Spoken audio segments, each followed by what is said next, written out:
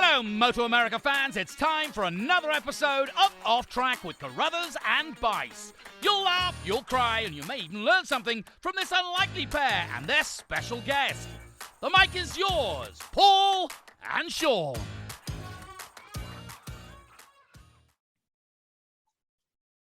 Hello, everybody, MotoAmerica fans. This is Paul Carruthers. I'm the communications manager of MotoAmerica, and I'm joined as always on our weekly podcast, Off Track with Carruthers and Bice by Sean Bice. We're separated by a couple of thousand miles, or maybe, I don't know how far it is. How far is it from Ohio to California, Sean? Jeez, I've never figured that out. And as the crow flies, it's shorter, of course, but I'm not a crow, so I don't know. I've never made that trek. I know. Yeah, I was going to say you drive everywhere, but you don't actually do that Laguna Seca drive. Right. Exactly. That's a little too far for me, but we're quite a ways away, but at least we're under the same moon, or however that goes in that song in Aladdin. Wouldn't think I'd know about Disney stuff, but I do. Yeah, that's a little scary. But so anyway, we're off to pit race here next week. And it's funny because it seems like it's gone so quickly, but we're actually in that like last stage of the season. There's 6 races left, 6 Superbike races left, and things of it's been interesting. It's been a lot different. I'm working on the Superbike preview now, and it's been a lot different than definitely than last year, where Jake Gagne just reeled off all those wins. And I think I looked, and leaving Pittsburgh, he won both races at pit race last year. Leaving Pittsburgh last year, he had a 93-point lead in the championship. And now he trails by 13. So while that's good for our fans, it's not so good for our guest today. But for some reason, I have a feeling he's not overly concerned about things yet. So why don't we just go ahead and bring Richard in now. Richard Stanboli is our guest today. Obviously, he owns Attack Performance. He runs the Yamaha team. The numbers are pretty impressive, Sean. I looked, since Richard took over the team, there's been 54 MotoAmerica Superbike races, and that's 2020, 2021, and so far in 2022.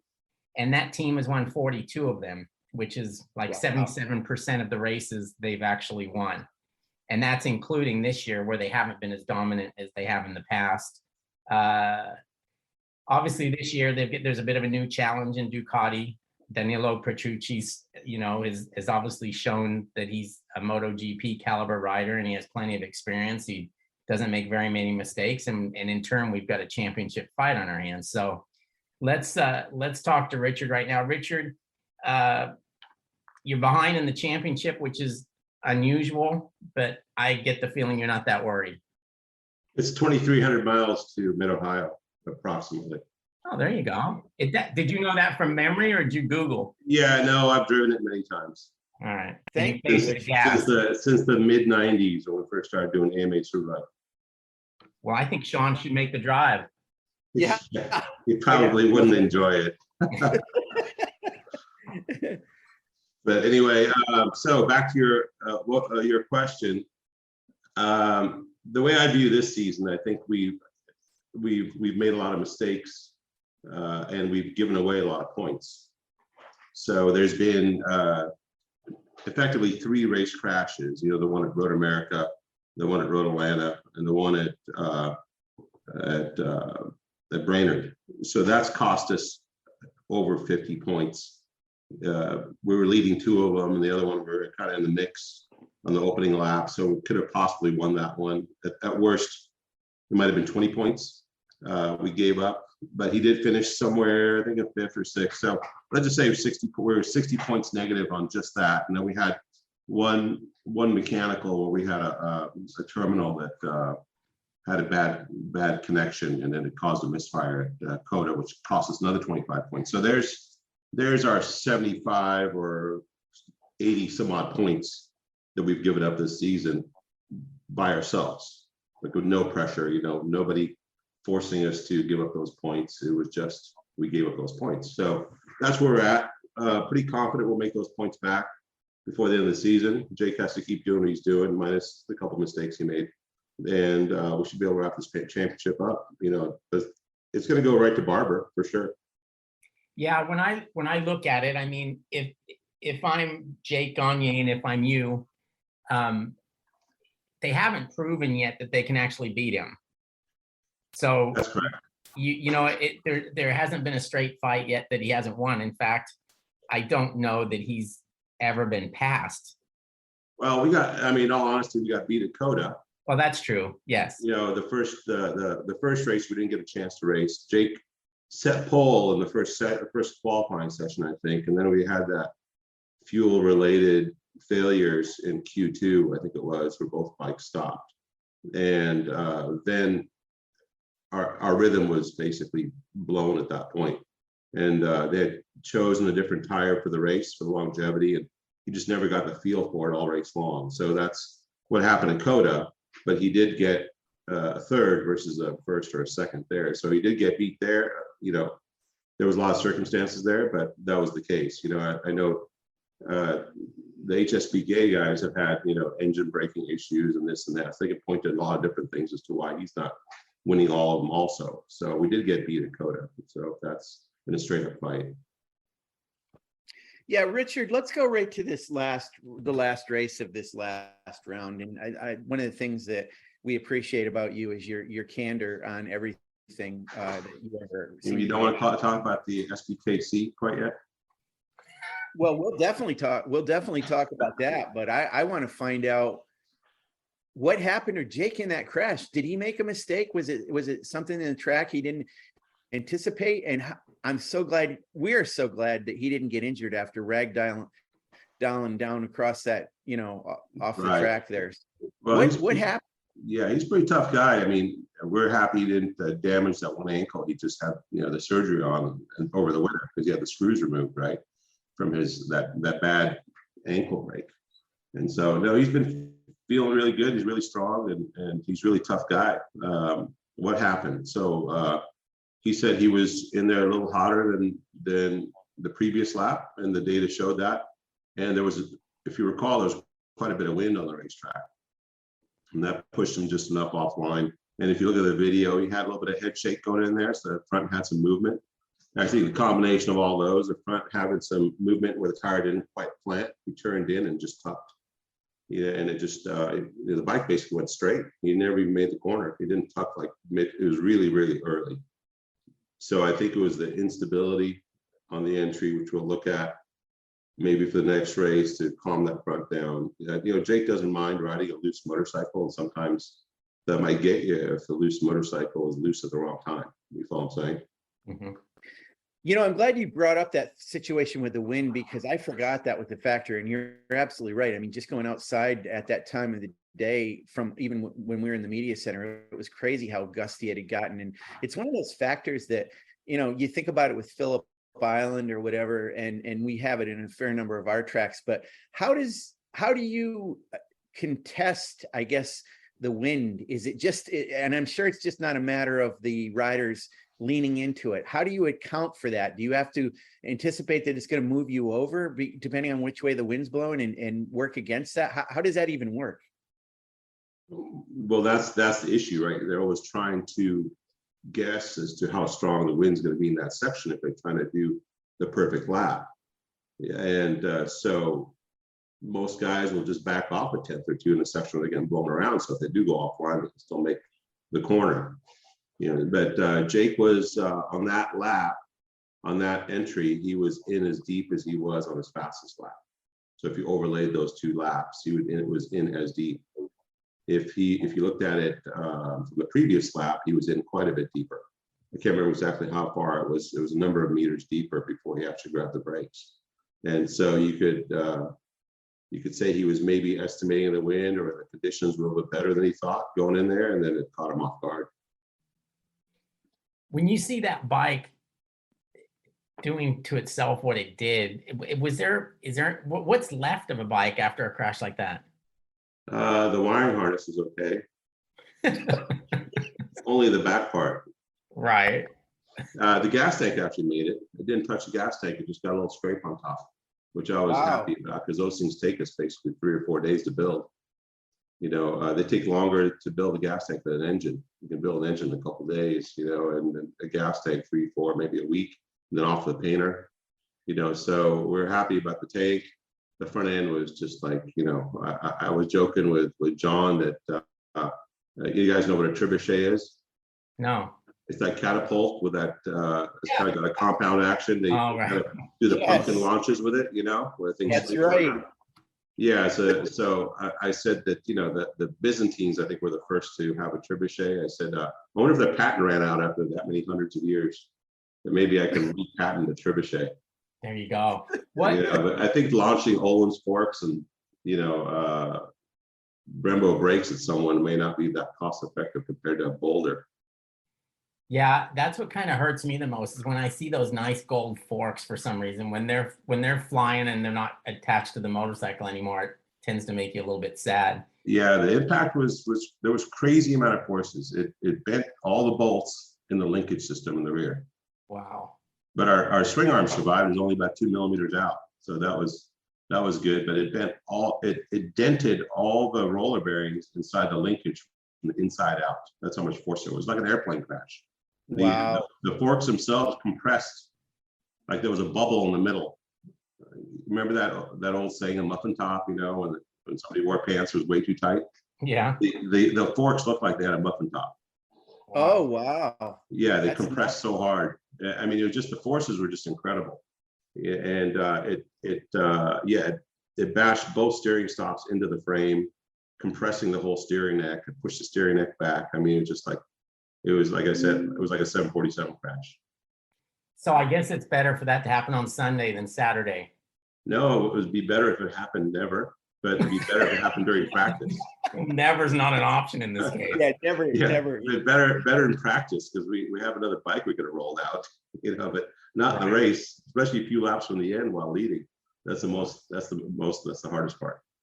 Now, I'm not trying to dwell on this, Richard, but a couple more things about this. So what the forks, did they basically tear out of the triple clamps, or did the head tube break off? No, it broke the clamp right in the middle.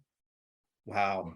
Yeah, so you can imagine the amount of, like I said, the clamps are made to take load in a certain direction. That crash put all the load in a different direction, like pulling away from the motorcycle. So it ripped the back part of the clamp straight open. And then when that flexed open, it was like multiple jackhammer hits, right? So it broke the bottom clamp first, and then that swung around like a trebuchet, like I said, and launched the thing as it broke the top part. So there's enough resistance to build up all the energy and then release. So it was pretty incredible. That's why I don't know how far it went. We didn't have any sensor on the fork to tell us how high it went, but it looked like it was a good 30 feet in the air. It was, and to look at it and wonder, like, wow, where that could have gone, how it could have landed, and whatever was crazy. The other part of that too was I immediately had deja vu. I'm sure you did too. But well, after that, when we saw one of the corner workers pick up the forks and wheel it around like he had a wheelbarrow or something, and I was like, well, where have we seen that before? Yeah. And it was Utah with Josh Herron, right? I mean, yeah, that was a fourth gear crash. He touched the curbing, and it had been a little damp that morning. It was a morning practice. And it was right before the race, and it broke the bike in half. The thing went, that one had the distance record. This one had the altitude record. That one went really, really far, because I think he crashed about 90 or 100 miles an hour. That was a fourth gear left-hander, at Utah. After you come through the right, and then you go left, and then you basically shift up and go through there, pretty good clip. And he hit that curbing and lost the front, and off she went, tumbling down the road. I don't know what it is about our bikes wanting to tumble. Yeah. Atlanta, the thing beat itself to death too, hit the curbing and tumbled end over end to smash the crap out of itself. So it was just about a crash in Atlanta. That one didn't do it in the frame, surprisingly enough, or any of the components, but it did the gas tank real good. So everyone's got a little bit of extra cost somewhere. It's crazy. And thank goodness you mentioned about your swing arm not getting too bad off. And I want to talk about that swing arm for a minute, Richard. Yeah. I don't think I mentioned this to you, but there is a certain rider on a certain team that's quite close to Attack Racing that person badly covets that swing arm and thinks that if he had that swing arm on his motorcycle, it might be a little different. What are you aware of that? And what's your response? I don't know. You know, he'd have to do a back-to-back test. I imagine he's the guy who's R-rated on your show.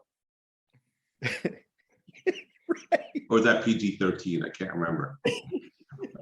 Oh no, I think it was full on R actually. No Yeah, that was it. We can go there. The if F you word want. makes it R. Oh, does it? Yeah. I don't know all these little, you know, rules of the trade. Right. Yeah, I don't know. You know, the grass is always greener on the other side of the fence. We have a couple of really good riders, and I mean, our crew all together is just a really, really good crew and really calm. And you know, the riders are really calm, even in a situation like where Jake completely destroyed a bike, and I mean, completely destroyed a bike and lost 25 points. There was no helmet throwing, there was no crying, there was no yelling or screaming. It's just that, well, pick up the pieces, move forward, right? Do the best you can with what you have. And same with Cameron Peterson. I mean, everybody on this team has been a crew chief pretty much, I think, except for Walker and Fernando. You know, so Will, Lee, Canfield, you know, Corndog, Marshall, all those guys have been crew chiefs. So they understand all the ups and downs of racing really, really well. And Walker's been involved in it for a really long time. And Fernando's probably the newest guy, but he's a super calm guy to start with. So there's no real excitement. It keeps everything calm, and it allows us to focus on the performance. And I think that makes it look like, hey, our components are something special. You know, they have a suitor arm with a suitor link, and they know the direction we've gone, so they could probably mimic what we have fairly close. I don't know if it's a you know, the deciding factor. So unless you go test back to back, when we did develop that swing arm, we did it with Cameron Bobier, and we developed a couple different. We had a couple different stiffnesses that we had prior with Heron and with JD Beach. And so we kind of found a direction, and then we got a swing arm from Yamaha Europe to test from World Superbike, and it had a little better grip, but it had quite a bit of movement for our Dunlop. So then we made something that we thought would be the next best. I mean, a little bit better as far as stiffness, less movement, and added grip. And when Cameron Bobier hopped on, it's like, yeah, that feels really good. It's got all the qualities of that without all the movement. And so that's where this swing arm originates. Cameron Bobier was just really good at putting something on and seeing it at the stopwatch. So there wasn't a guess as to if you made something better. It was, you could see it right on the stopwatch immediately. So if you made something better, you'd see it. So that was good to help us along. And of course, Jake's been able to take that and go one step further with the development of the bike with his feedback. Okay, this year your number one rival is the HSBK Ducati team and Petrucci. Yep. There's a lot of, you know, you can tell that team, they're working really hard. I like to call them like the guys in red pants, which are the Italians. They've got those guys over there. They're doing a lot of work. Petrucci doesn't make many mistakes. He's obviously a very quality rider. Mm-hmm. This is a challenge like no other for you, right? I mean, as far as what you're going up against. I mean, I don't know, like no other. That might be a pretty dramatic statement. And we've done wild card MotoGP, if you want to see a challenge like no other. True. CRT, you know, yeah. When we scored a couple of points with Steve Rapp, I mean, that was like a challenge like no other. You know, a lot of sleepless nights for those few wild cards we did, and then we're going to be up against another huge challenge. We're going to go do Portimao at the end of the year. So it's, you know, I personally love the challenge. Rick Hobbs came up to me in 2020. He goes, "How's it going?" I said, "Honestly, Rick, this is a Laguna." I go, "It's pretty boring." Mm-hmm. I go, "We show up, we win, we smash everyone, we go home." I mean, it's just like there's no competition. And I know that what happened in 2020 and it kind of carried over 2021. We had the COVID lockdowns, and we kept working that whole time. And as soon as the track was available, we went and tested. So once Buttonwillow opened, you know, they said at one point, Buttonwillow said, "Screw it with the lockdown. we're going to open up and we're going to let you guys run around as long as you wear your mask when you're in the office or something, you know? And so we went and did that, and we were able to get a head start on everybody else. And I think everybody else was kind of picking up the pieces and trying to figure out what direction they're going to go. And there was also a little bit of a shakeup with Yoshimura being gone, and then M4 picking up the Suzuki deal. And so I think we got a pretty good jump on everyone. And then the next year, you know, it was fairly new from HSBK Ducati. So I knew those guys were going to struggle the whole year. So this year, they're kind of bringing it. I mean, it's not just HSBK, but it's, you know, Westby with Matt. You know, he led the championship at one point for a short amount of time, but he's been up front quite a bit. He set pole at Laguna. So, I mean, they have a lot of potential on that team. They just got to put all the pieces together at some point. You know, at some point, they're going to have to figure it out. But I don't know that this year is the biggest challenge, but it's been a challenge. And I think the biggest challenge has been keeping our nose clean. All right. Now, BMW is starting to make an impact. Do you think at some point they will become somebody to be reckoned with? I think so. Yeah. I mean, PJ was right there, right? At race 2. He was right on the heels of Cam Peterson, and until, you know, they kind of spread out. But I heard they tested at New Jersey just a few days ago, and they were doing respectable lap times by what I heard, like mid 21s or something like that. I don't know if anybody wanted 20, but that puts them right on pace, you know, race pace.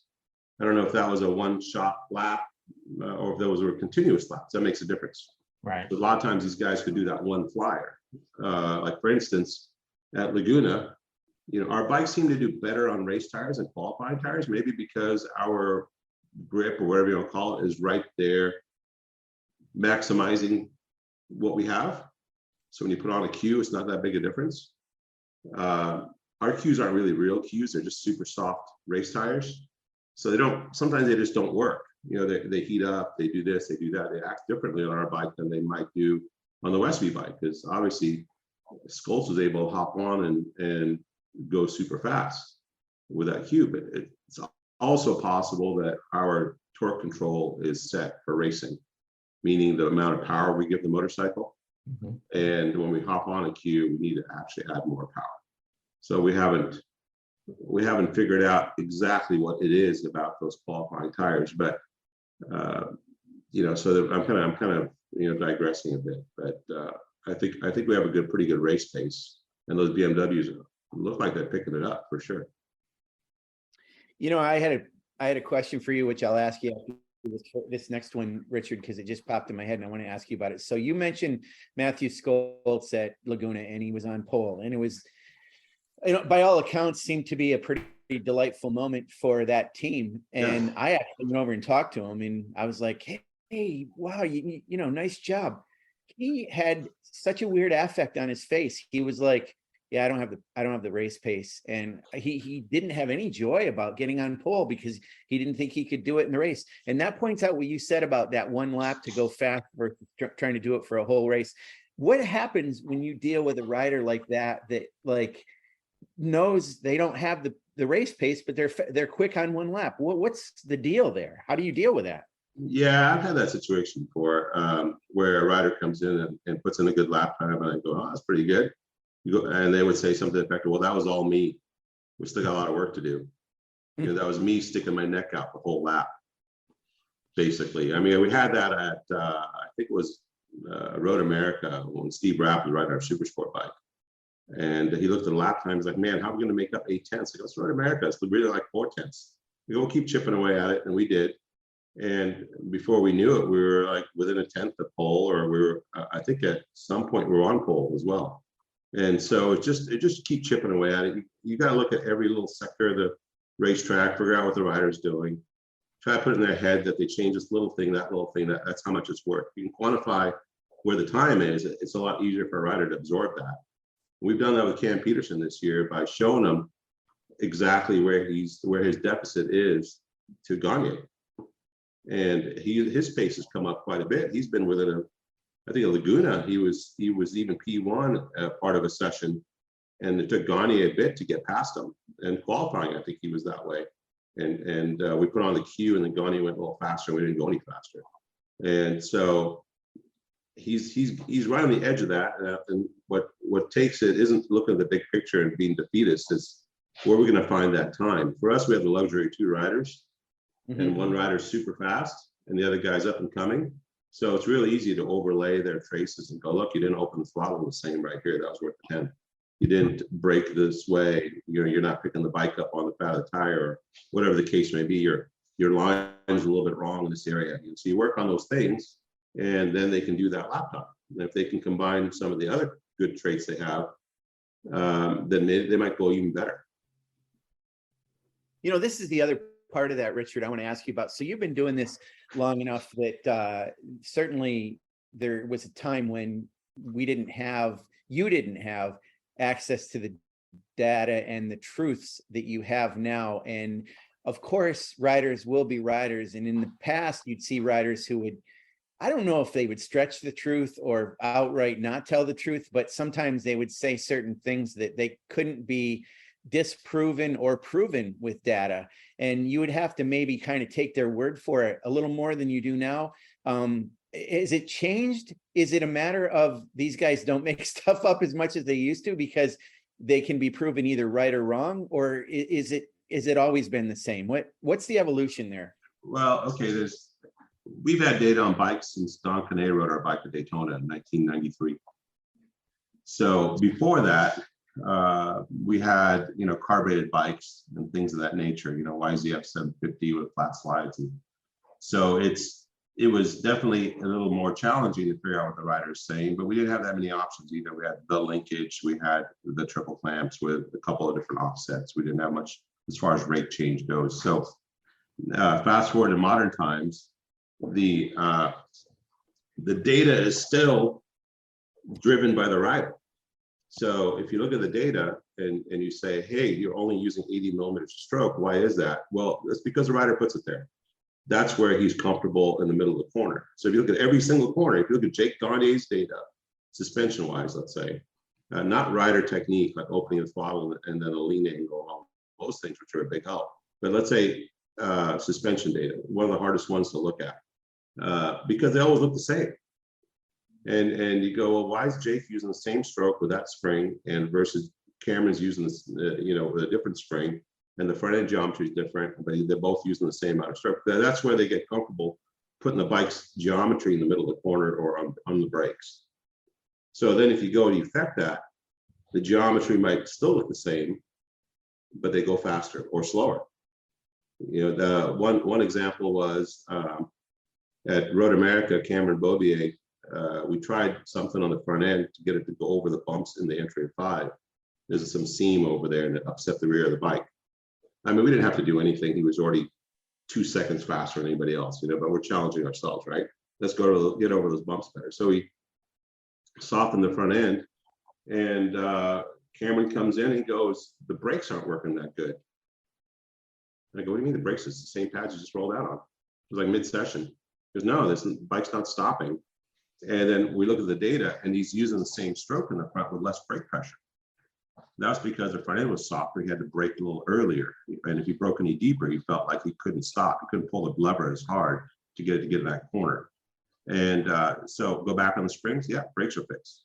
So sometimes those little things that a rider does naturally, like I pull the lever so hard to get to that one position that I'm comfortable with braking in the corner, and the bike keeps running on. Why is that? Well, it's because maybe your fork springs aren't there, or damping isn't right. So the data it's just another tool. It really helps on the rider part of it, though, like how the lean angle sensor and where you use the brake force and how you taper off the brake force and brake force to throttle that application, like where you let off the throttle. I call it coast time.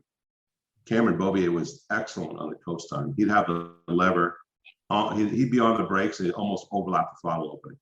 So he'd be opening the throttle at the same time as releasing the brake.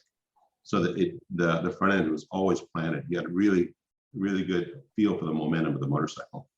And so those are the things you can use the data very effectively on. The suspension stuff, not so much. You have to kind of talk with the rider quite a bit, figure out where he's at, see if you can match that with what the data says. Richard, this is for the fans listening, and I'm sure a lot of the fans know this, but to look back and think about the rider that you've worked with, and I'm going to, in no particular order, and not just from my own offhand memory, mention a few of them, and I'm just going to give a list for everybody to know. I mean, it's Ben Spies, Josh Hayes, Steve Rapp, Chaz Davis, Cameron Bobier, Blake Young, obviously Cam Peterson, Josh Henry. What's that? Tom Kipp, still one of my favorite riders of all time, by the way.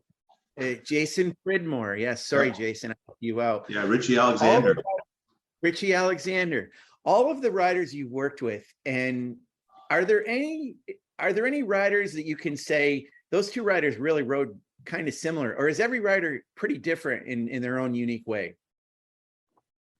Gosh, they're all been a little bit different, to be perfectly honest with Right. you. Chaz was really methodical about his riding. Like, he used all the racetrack, did everything just right.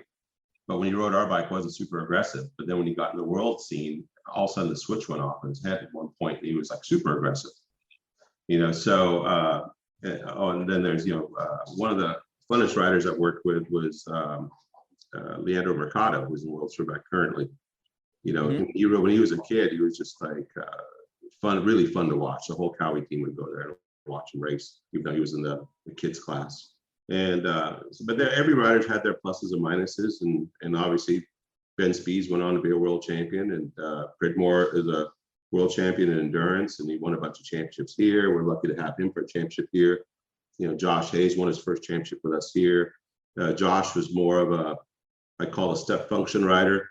He would make a step forward and he would never go backwards. He'd make another step forward.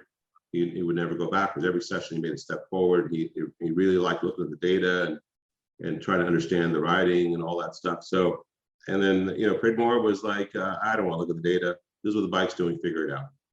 And if we got stuck at the time, he would try to help us with what he was feeling and things of that nature. For the most part, he'd come in, tell us what's up, and that was it. So every rider's got a little bit of different thing going on, some more passionate than others. But they're all, when they put their helmet down, they're all kind of animals, at least successful ones.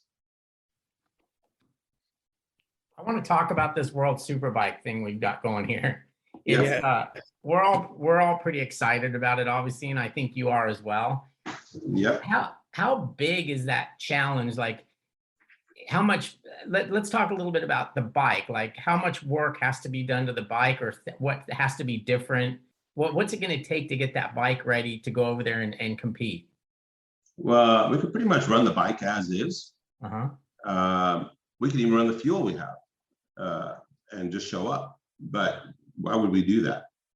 We're just going to come up with a MotoAmerica bike. So the other options are that we could put in a transmission. We're still waiting on Europe to tell us what their ideal choice is for there, because they get to choose a particular transmission for the whole season. So I don't know if their transmission even works well at Portimao. Imagine it does. Top Rack won there a couple times last year, I think. Then so they're all on vacation in Italy, so we can't really get any info. It might be kind of late. So we have the option of doing the transmission, and the other option is the drum that locks neutral out past first gear. So it's neutral, then 6 down, basically. So neutral will be all the way up. And then you got a lockout pin that keeps it from rotating into that. So you're never ever going to get to neutral on the racetrack unless you get between gears. So that's kind of a safety thing. We could do that. Then we ordered up some fuel that is used by them over there. And we're going to go out and do a 2-day test on the Pirellis with the fuel to see how our engines like it, lean on the engines a little bit more, that we know that this fuel can't take, as we learned at Coda. And so we'll put a little more poop in the engine, and then we'll work on the tires for a couple of days here locally. Pirelli supporting us with some rubber there.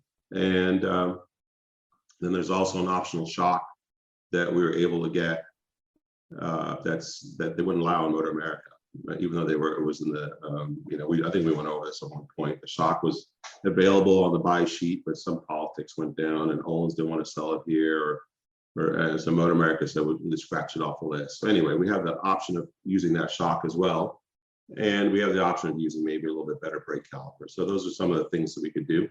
But for the most part, we can just put our bikes in a crate and go. But you know how we are, we're not gonna put our bikes in a crate. We're gonna try and push all the way to the end to get the best possible combo for Jake. I think it's a huge advantage. And I think that's sometimes the issue when we send somebody over there in years past. I think it's a big deal that Jake gets to go with you guys in his bike. No matter how it changes, what tires he's using, whatever, I think there's still something to be said for that familiarity with both the team and the bike. No, you're absolutely right. I mean, I think Pridmore was talking about that. Greg White and Pridmore on their podcast, Greg's Garage. They were talking about. I heard a part of it. They were talking about how much of an advantage it is to be so familiar with the motorcycle as soon as you roll out on the racetrack. And this is why also we want to spend a couple of days on the Pirellis, get a feel for that front tire. That track is really demanding on the front tire. And so get a feel for that front tire. Anyone can open the throttle and tell you if you have grip or no grip in the rear, any pro rider. But the feel on the front, I think, is super important. So we'll spend a couple of days on those tires. And I think we show up. The only thing that's gonna be different is which direction the track is pointed, And Jake's been there before, and away he goes.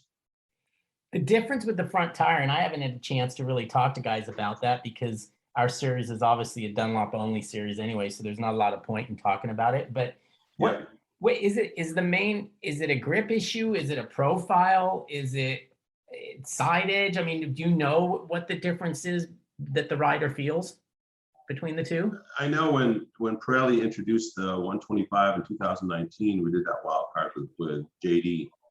And as soon as he put on that front tire, as soon as we tried it at Buttonwillow, he said, wow, that front tire is really good. So even JD was never a really hard front tire user, so he noticed the difference. I'd like to see what Jake says when we get a chance to get on it. And that was 2019. So the compounds, with Pirelli, they call it an SC1, but there's a compound change just about every year of what they consider an SC1. So it'd be interesting to see what the reaction is here. We did get a chance to play with it a little bit at Daytona, and it was all positives. Cameron Peterson rode those Pirellis, and they had that 125 front, the World Superbike front. We opted to use that instead of the 120, and he really liked it. Jake didn't get a chance to run the race, but we did test for a few laps with it, and he said he really didn't. If we didn't tell him we didn't tell him they were Pirellis, he wouldn't know the difference. Put it that way. So I think there's a little bit more push involved, but yeah, just to answer your question, it is the amount of grip and the profile makes it, and how the carcass flex makes a huge difference on the rider feel. I remember the Bridgestone engineer at one of the CRT deals we did in MotoGP saying all of our front tires will do the same lap time. It depends on what the rider wants.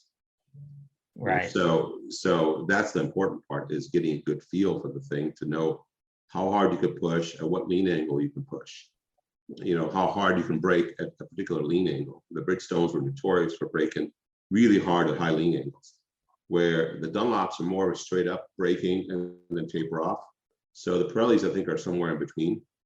I know that Dunlop introduced another tire at Brainerd, which I think just about every team put it on for about 3 or 4 laps and said, no, we're not ready for it. And that was the same thing with us. It had a Japanese carcass and Japanese profile. And I think that thing there might be good at Pittsburgh, possibly. I think if you could put load on it, I think Brainerd was the wrong track to introduce it to, because the carcass was so stiff that I don't think it covered any of those bumps. Brainerd is so beat up by all the winter weather they get there that the track's had a lot of sharp edge bumps. And I think that tire just couldn't soak it up. Where the Dunlop seem to do, like the standard Dunlop seems to go over those bumps pretty good. So those are the things that a rider can sense in the front tire, and that's why it's so important for us to test. Yeah, I always wonder if it's harder to take a guy that's used to less grip and giving him more, or vice versa. But I guess it probably depends on the guy. I guess more grip's always better, but sometimes you see where it's not. Yeah, I'd say probably to give somebody less grip is probably easier than give somebody more grip, and them trying to learn how to ride it. Because that was like the big thing, if you remember way back when guys would go from Superbike to MotoGP, they're like, man, it's gonna take me a season to get used to those Bridgestones. I mean, the amount, how hard you can brake at full lean angle, and when you can open the throttle at full lean angle, all that stuff. Remember when Blake Young rode the thing? he didn't feel comfortable on it at all until like the last lap of the race at Coda when the thing started moving around like a Dunlop. Right. He didn't know when to open the throttle, and that's huge time on a MotoGP bike. Opening the throttle at full lean, and something that Jake's gotten really good at on our bike is opening the throttle high lean angles and being able to pick the bike up and go. So I think that's where a lot of his lap time comes from. So anyway, yeah, I think the giving somebody less grip, they know, oh, hey, this thing doesn't have as much grip, so I can back off just a little bit versus, hey, push harder. My brain tells me not to, So I think it's easier to go with, like Petrucci's shown that, right? He come off of MotoGP where there's ridiculous grip on the front tire to our tires where there's definitely not as much. And he's been struggling with the front feel, but he's not been putting it on the ground. Mm-hmm. I think he had one crash during the race and he was lucky they red flagged it. Okay, so we come to the point in the podcast where I need to open a can. I'm going to open a can of worms. And You always do this to me, and then you go, I hope we don't get fired. No, it's all good. Like I said, I'm opening the can of worms. You can open the can of whoop ass. Sure, but I got a little preamble about this. Earlier this week, Richard, I wrote a story, and it was inspired by you. You probably didn't see it because it wasn't about Superbike, but one of the things with motorcycles, and I think you're the same way, is I just stare at them all the time. And sometimes I say, geez, I don't even have to ride them to love those things. You just look at them and you look at their way they're put together. And I do a fair amount of that at the paddock. I stand and stare at your bikes. I look at the Ducati. I spent some time looking at Harley Davidson's baggers bikes and was kind of marveled by a couple things on it. You had to go there, didn't you? Well, yeah, and watch where I go with this. Watch where I go. Okay, all right. Richard, that swing arm on there, I was amazed and talked to the engineers about how it's got webbing, it's lightened, but it's kind of form follows function. And it is form follows function. They've got a chain tensioner on it. They've got a lot of trick parts on it to make that bike do what they're trying to get it to do. And I put the story out under this idea of Tech Tuesday and talked about all this stuff. And our social media that supported it, all anybody wanted to say in comments was, about what happened to Kyle during our weekend at Brainerd. So Right. let's talk about some things a little bit. And I know that particular brand of motorcycle has a reputation, always has, and it's a joke about the fact that fluids come out of it. Well, You can solve that problem, I think, and other motorcycles have that happen sometimes, but I don't know, like what is the deal? Like, why did all of the good thoughts about that bike go out the window in that whole thing? Give us what your take is. Well, I mean, in every motorcycle racing rule book, it tells you take the blinkers off, take the reflectors off, take the taillight and headlight off. Our rule seems to say add some bags to it. So I just don't understand the rules altogether. But with that said, that's me. That's my opinion. A bike should not leak oil on the racetrack, period. I don't care how you have to stop it. If you got to put JD weld in every crevice there is. A motorcycle should not leak oil on the racetrack and cause others to crash. Now, if you look at the entirety of the series, a whole year, I can't think of a single metric bike, and I'm not against domestic motorcycles whatsoever. I wish they would build a proper race bike.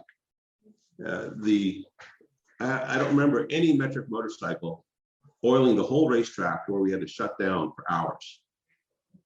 So you guys maybe can correct me, but I don't remember that at all. But now it's happened 3 times where it's been hour delay, half-hour delay, half a day delay at Road America in the wet of all places, 2 motorcycles. So if I was building those motorcycles, I would go and test. And I would go to a racetrack and test and try to figure out where the weaknesses were and go, okay, we can't have any oil leaks. Mm-hmm. So, and then I look at the rules and I look at what they consider a belly pan. And it's a little tray that you can buy at Home Depot, to hold your nuts and bolts, a little flat tray. That's what they got kind of bolted at the bottom of the thing. So it's not a proper enclosure. Remember the VR1000 when they had a proper enclosure underneath the bike to catch the type of fluids? That's the other thing too, is they're gone really light because they're going for the look on the belly pan rule, in my opinion. So they need to have a proper enclosure thing if they do have a fluid leak. And yes, yeah, they did have that joke where if a Harley quit leaking oil, then you know that you need to add some of the engine. So you think by 2022 they'd figure out how to not make that happen. I hear that those things are revving twice as high as they're supposed to, and they're making a bunch of power and all that. Well, Harley's got a lot of money. They're putting a lot of money behind it. They should, and Indian as well. They should go out and test at some racetracks and make sure their engines are not going to do what they do when they show up to the nationals. Yeah, and this has not happened as much. Certainly, it's happened in that class. I know we've had a little bit of it with Twins Cup, and the situation. I think you could say Baggers is a tuners class. Certainly, Twins Cup is, and they're trying to get maximum out of those bikes. And I've even talked to some of the teams, Yamaha or Aprilia, and they're just trying to. They're almost getting. They're going beyond what they should be, and it's hard to keep the engines clamped together a little bit, and they have had some failures in that class as well. And I think that's the case with Baggers, like you're saying. They're actually pushing them beyond what the engineering is what decided it should be. Would you say that's accurate? Yeah, I mean they're pushing them for sure. Again, I mean that's where you got to go test, right? The dyno doesn't tell you everything. You have to go to a racetrack and test. I don't know how often those bikes get on a racetrack and get thoroughly run versus showing up the nationals. I mean, there was like 6 or 7 of them, right? Or maybe 8. And every now and I think there might be 6 or 7 that are in for the whole season, and maybe I don't know how many else pop up at this national, that national. So I think for as much money as they put in those things, I'm just really shocked that they don't go out and ride those things at other racetracks. So what do you think of this concept, Richard? When I worked at Yamaha, Yamaha had the Viragos and the V-Stars and the Star motorcycles, and they were never really my cup of tea. I've always been more towards sport bikes, but I always felt like, hey, if people like those and people want to buy those bikes, then, have at it, because that adds money to hopefully put into, development of more sport bikes. Same thing with MotoAmerica. Obviously, we've got our other classes to bring other fans in to watch our racing, and King of the Baggers has been inarguably very popular. So I think it has helped us with our ticket sales for sure. What do you think of that part of it from a grand scale, that if we can get more fans to come in for that and also watch Superbike, it's going to kind of rise all boats, so to speak? I don't know. That's a fad. It'll come and go like Super Motard. That's what I think. We don't see any national Motard races being televised. We don't see anything but really Superbike on Pressure to Rise on your show. Right. So that's got to tell you something. Yeah, there might be the niche crowd that shows up at a few nationals like Wisconsin, Harley Davidson City, and you're going to get some additional fans there. Eventually, do people want to come out and watch the Baggers run around for drive out to a racetrack just to see that? Yes, for sure. There was a number of people that showed up in Wisconsin in 21 that were there for the Baggers, that saw us racing, and they were like, wow, this is the first time I've been to a road race, and this is pretty amazing. So for sure there was that group. I don't know how to quantify what that group is or how large that group was. I imagine it was okay size. I don't know how that turns into TV ratings and people clicking on and buying MotoAmerica subscriptions to watch all the live action. I don't know. But to me, it seems like just another fad. It's going to come and go, just like we've tried this before. We had Pro Thunder, we had Battle of the Twins, we had the XR class, we had Super Motard, we had all these things come and go. They're 2-3 year niche, but Superbike's been here since they switched from 2 strokes to 4 strokes, and it's been here ever since. And all the other classes are always in some type of form of change, like Super Stock, Super Sport, Daytona Sport Bike, you name it. Super Sport's now the kids class, and now the Super Sport's really Daytona Sport Bike. Oh, wait a second, it's Super Sport again. Nope, it's 600 Super Stock. No, it's 750 Super Stock. I mean, it just keeps changing, but there's always been a Superbike and there's always been Grand Prix. Well, you actually led me right into this next question, Richard, and it's like you competed at Daytona in the Daytona 200 this year, and you did well with your team. Obviously, it's unfortunate that Jake got hurt, but Cam Peterson was out there and did well too. And the bikes were fantastic; they were fast, and we know you know how to develop a middleweight motorcycle. Yeah, we led almost every lap of the last one. Exactly. So last round, we had 16 bikes in Super Sport. I think we're back up to maybe 29 or 24. I can't remember the exact number for pit race, and it should be that way. But you know, obviously the 600 cc or whatever we're calling it, it's middleweight. I mean, we know what's going on with Josh Aaron and with the GSXR 750s. That class of motorcycle is in a weird situation right now. It's in flux because the manufacturers aren't supporting 600 cc motorcycles. Do you think that Super Sport is going to continue, or does it? You mentioned it's kind of all about Superbike to you, but since you have involvement in Super Sport, you know, can you comment on that class of motorcycles? I was really talking about the stability of the class, where Superbike's always been Superbike, except for when the DMG guys took over and they tried to kill the sport in the US. They got rid of Superbike, they bought in Daytona Sport Bike, and then they made Superbike Superstock, and those were the worst years of racing ever. In the United States. Nobody cared. And I remember sitting in a meeting at Kawasaki, and then finally getting a call from the gentleman that ran Kawasaki Racing worldwide, and his comment to me was, "Sorry, Richard, DMG no good." Translated from broken English to broken English. You know, so he didn't talk about the economy and all this other stuff. He mentioned that series is no good, they're not going to support it, and they took all their money and went dirt bike racing. So that's the way that went down. So if you want to keep messing with the sport, you're going to end up with that kind of result. Now, with that said, the manufacturers kind of started weaning off making 600s. You know, Yamaha was on limited production with the R6. I think they might bring out some more limited production stuff next year. I'm not 100% sure on that, but you know, maybe a race only package like they did kind of this year, what we've been building for customers. And so they're doing that. The bike obviously is still competitive. You saw that at BIR, right? Right. At Brainerd. I mean, won by 11 seconds, Rocco. Yes. Yeah. So I don't know if Rocco's just racing a couple of guys don't want to stick their neck out because they're older and, you know, have families and things like that. You know, Josh Hayes and Josh Herron. But Rocco was gone. He had nothing to lose, and he was, you know, and that 600 went.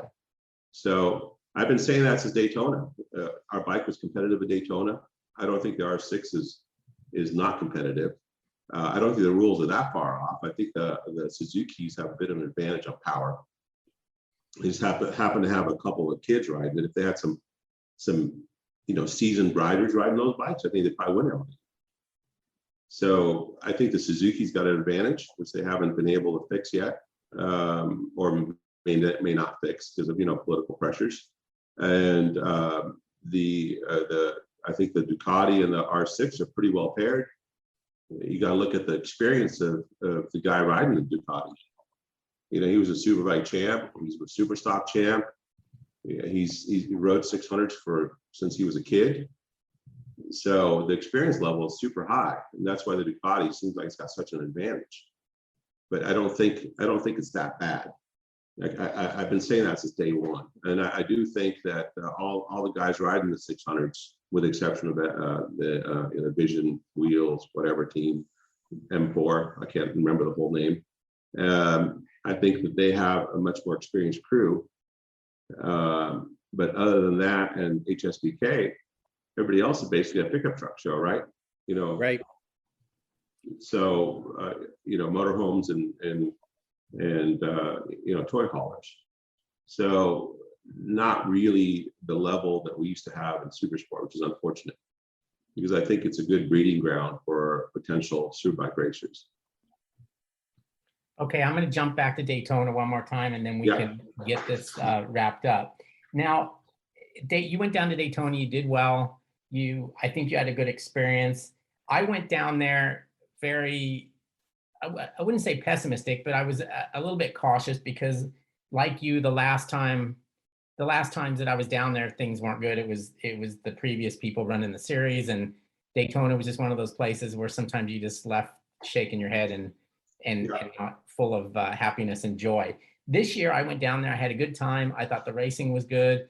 I thought the program was good. I thought the super sport worked out well with the rules that we had. And I think that it's got some legs, and we could turn that into a pretty cool once a year race. Do you feel the same way? I mean, is that something you'd like to do again and like to continue with? I mean, I'll be straight up with you. The officiation, I think, was awful. You know, the organization and the way it was run was just awful. But the race was great. So I don't know how to take it. I mean, it was like we were doing a race for the first time ever, which I guess we kind of were. Right. But it was just the sense of planning wasn't there. I don't know if it was like MotoAmerica had done their first round in 2015 or whenever they started. You know, so I didn't understand why that happened the way it did. But at the end, it all shook out and we had a really great race. So if you look at the actual how the racing went down, I mean, our customers and fans were ecstatic. They didn't see any behind the scenes nonsense that went on.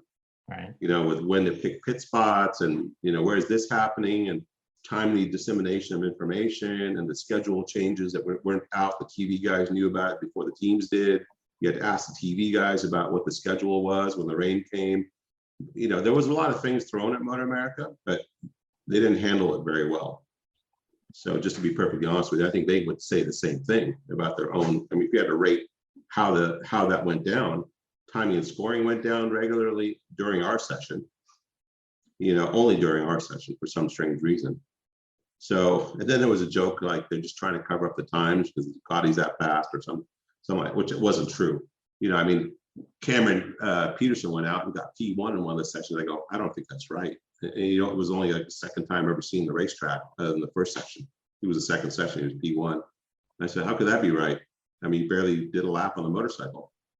And I go, I don't know. And then we had to wait for the official results to show up because we didn't have any idea. I couldn't put a stopwatch on 30 guys. So that part of it was awful. The rest of it was great. The racing itself was good. You know, it went smooth.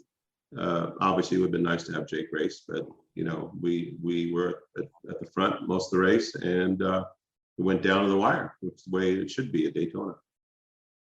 All right. Well, look, since poor Sean has probably lost his job with the Harley question, and now I'm bordering on losing mine with the Daytona question. Come on, you know that me and MotoAmerica have a love-hate relationship. Oh yeah, that's why we wanted to have you on. But I'm probably one of the biggest advocate of MotoAmerica racing you can find. I agree. I agree too. There's no doubt, and we know how you feel about that, and we talked to before, and I want to mention this. You guys have something that the fans don't even know about, but you guys have taken it upon yourselves to get together and have this Superbike council where the teams talk about the future and, you know, kind of talk about amongst yourselves about what the future of the sport and what's going on, and so that you can, you know, react intelligently and as a group united front with MotoAmerica. So I think that's a great accomplishment, and that speaks to I wouldn't consider it a front. A front sounds like something you do in war.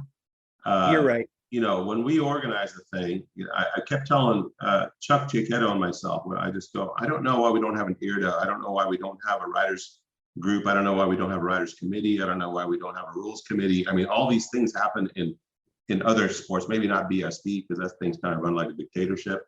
But in MotoGP and World Superbike, there's the MSMA. I mean, there's so many different groups that influence the direction where those guys can get some counsel, as we call this group, you know, and get an idea. Like, for instance, we just had a ruling or just had a vote on getting a little closer parity to World Superbike.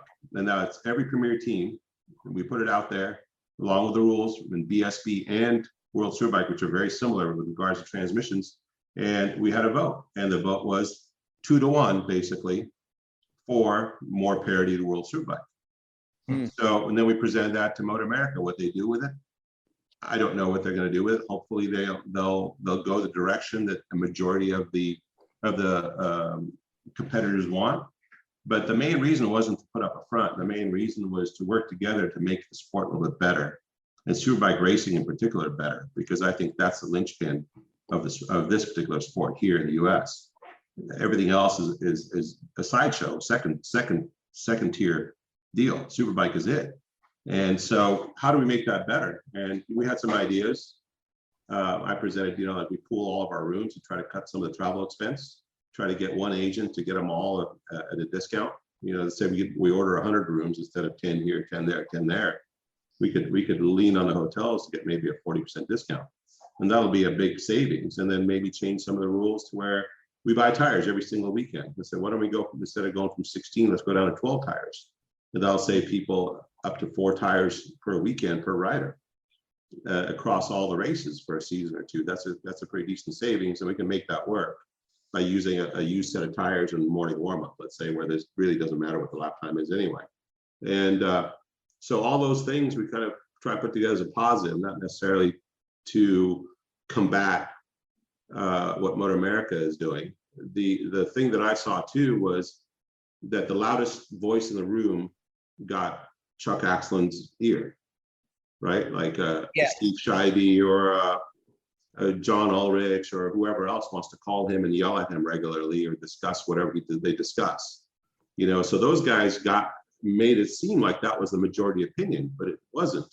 So it came down to vote. The majority of the opinion was a lot closer to what Chuck, Jake Gagne, and myself think with regards to the direction of sport. And we presented that to MotoAmerica along with exactly who voted for what.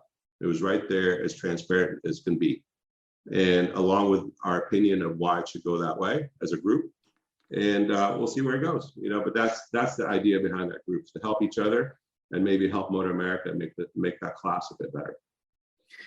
Yeah, and I mean that's a good example of what it is supposed to be. I said front and didn't really mean to say that. It's more like a unified kind of, you're right. It's not just one loud voice. It's everybody gets together, and this is what we've decided as a group that would work for all of us. And you present it that way, and it's definitely a more organized and clear way to do it. So I love the idea about the hotel rooms and stuff.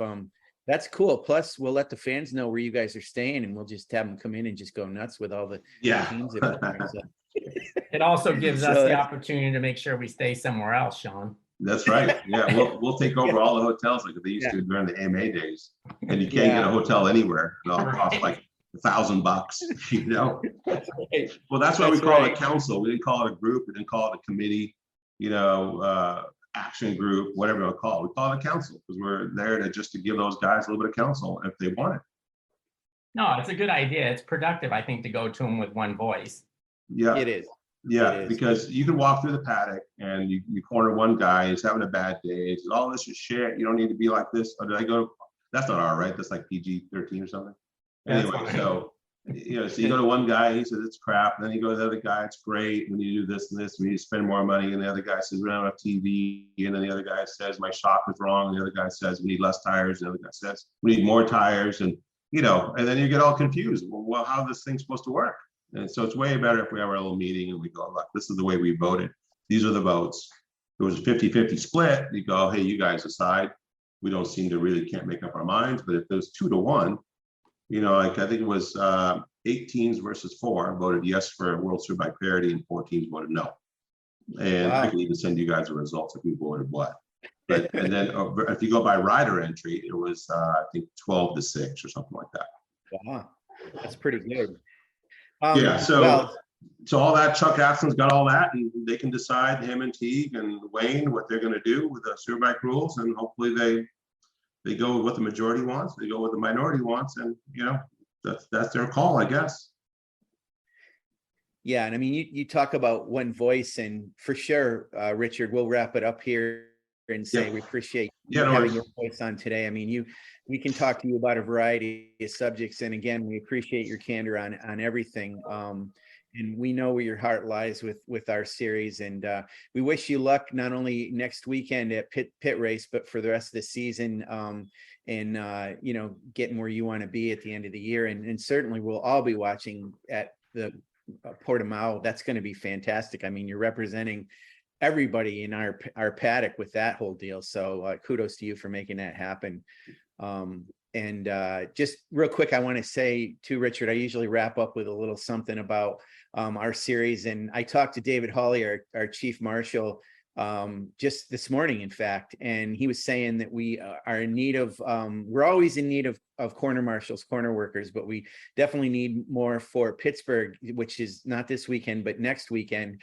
And as I always say, it's the best seat in the house. If you're a fan of racing, you get out there beside the track. You sometimes get to put hands on a motorcycle if in an unfortunate circumstance that a rider goes down. But in that circumstance, it's an important factor that you guys are there to help out when you're corner workers and corner marshals with flags and recovering bikes. And there's great opportunities to be involved in that. And it's a great way to get involved in our series from a volunteer point aspect. And sometimes they're even paid positions depending on what they are. So absolutely get in touch with D Hawley at MotoAmerica.com and get involved. And if you're coming to pit race or weren't planning to, all those people from mid-Ohio and the central Ohio area, get yourselves over there. I know a lot of you do, but you know, help us out with the corner working stuff as well as spectating. And we'll see everybody next weekend. And again, thanks Richard for being on. Yeah, no worries. One more thing. I just want to say thanks to the guys who brought Jake's bike back. They were very, very helpful. And there's no way it was only one guy. It was maybe two guys. A guy per section. Yeah, it was a basket case for sure. It was a lot of parts, but we didn't have our dash, and they went out and found it and brought it back later. So that saved us another $1,000 or more. And wow. Yeah. So, and the dash was good. Been a nice trophy for someone. And so anyway, I just want to say thanks to those guys for bringing all our bits back. Hey Richard, that's a good testimonial for you. I wasn't even going to touch on the whole thing with corner workers. We usually have the riders comment on it, but even from a team owner point of view, like you, yeah, getting those expensive pieces back where they, you know, for you is critical. So that's a great endorsement of the need for corner marshals and stuff. So yeah, perfect. Yeah, thanks a bunch, guys. All right, guys. Thank you very much. Thank you. Later.